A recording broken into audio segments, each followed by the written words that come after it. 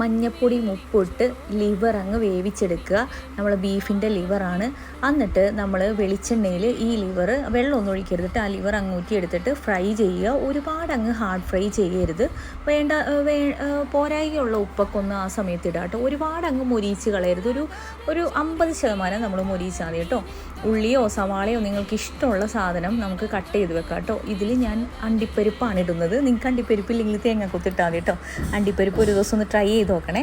പിന്നെ നല്ല എരിവ് വേണം, എന്നാലേ ഈ ലിവർ ഫ്രൈ എല്ലാവർക്കും ഇഷ്ടമാകത്തുള്ളൂ. അപ്പോൾ ഒരു മയവും ഇല്ലാതെ കുരുമുളകും ചതച്ച എരിവുള്ള മുളക് പൊടിയും മഞ്ഞൾപ്പൊടിയും അതുകൂടാതെ മല്ലിപ്പൊടി മസാലപ്പൊടി എല്ലാം ഇട്ടിട്ടുണ്ട്. ലാസ്റ്റ് ഇറക്കുന്നതിന് മുമ്പായിട്ട് സവാളയും ഉള്ളിയും വെളുത്തുള്ളി ഇഞ്ചി പച്ചമുളക് അരിഞ്ഞു വെച്ചത് ഇട്ട് പോരാത്ത ഉപ്പും കൂടി ഇട്ടിട്ട് വേപ്പിലയും ഇട്ട് അങ്ങ് ഇറക്കുക.